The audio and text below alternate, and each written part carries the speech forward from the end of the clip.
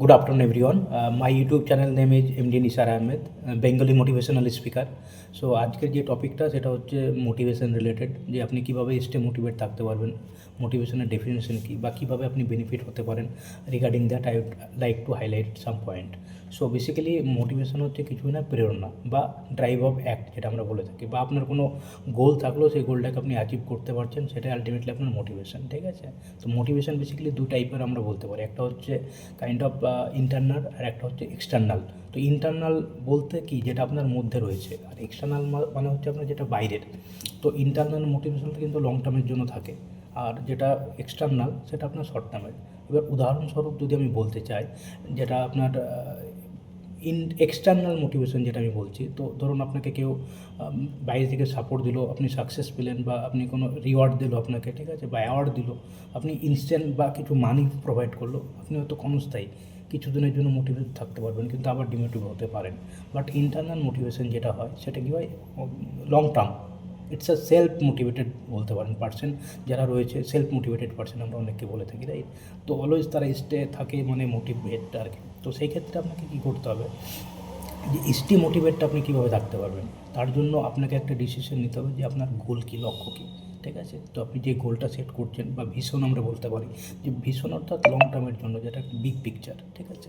But যে গোলটা আপনি সেট করছেন, কেন, আপনার গোলটা কী, যে গোলটা করছেন আপনি, গোলটা কী এবং সেই গোলটা কেন সেট করছেন, ঠিক আছে। সেটার এন নাম্বার অফ রিজন হতে পারে। ফর এক্সাম্পল লাইক আপনি নিজের সাকসেস, কেরিয়ার সাকসেস জন্য হতে পারে, ফ্যামিলির জন্য করছেন, এটা হতে পারে, রাইট।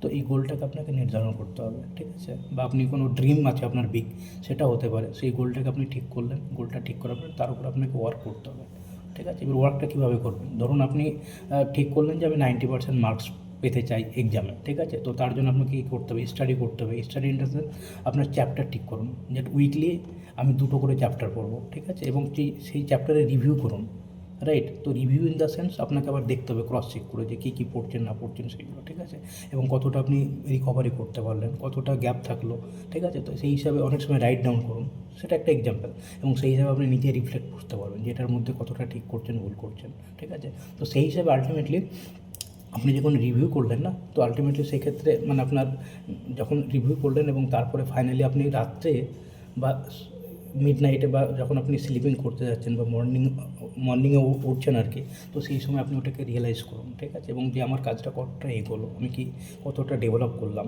যে আমি একটা টার্গেট নিলাম, আমি কত পার্সেন্ট করতে পারছি, রাইট।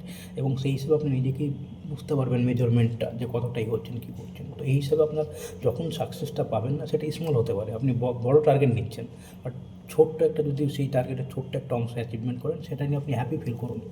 তো এইভাবে এটাই মোটিভেশন। তো সেই হিসেবে আপনি দেখবেন নিজেকে ডেভেলপ করতে পারছেন। It can be any industry, it can be any sector, আপনি যেই লাইনে থাকুন না কেন, it can be not only for student, আর ইট ক্যান বি এনিবডি। তো আপনারা ইভেন আমি পার্সোনালি আমার কথা বলছি, আমি অনেক সময় ডিমোটিভ হই, অনেক সময় মোটিভেট থাকি। তো এইগুলো আলটিমেটলি যখন আপনি দেখছেন আবার এটা যখন ডিমোটিভ হয়ে যাচ্ছেন এত কিছু করার পরে, আবার আপনি আপনার যে গোলটা ঠিক করছেন না, সেই গোলটাকে উপর রিথিঙ্কিং করুন, দেখবেন আবার আপনি মোটিভেটেড হচ্ছেন। This is how motivation works.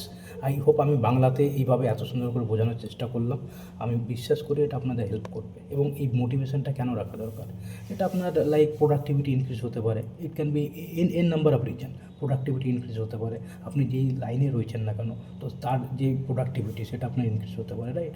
তো এই হিসাবে আপনি কেরিয়ার বা আপনার যে লাইনে আছেন না কেন, আই হোপ মানে আমি যতটা সিম্পলি পারা যায় সেই হিসেবে আপনাকে বোঝানোর চেষ্টা করলাম। আই হোপ আপনি এই ভিডিওর উপরে ওয়ার্ক করবেন এবং আপনি নিজেকে ডেভেলপ করবেন। আই হোপ আপনি যদি কোনো কোয়েরি থাকতে পারে, you can raise, you can comment the section. Thank you for watching my YouTube video.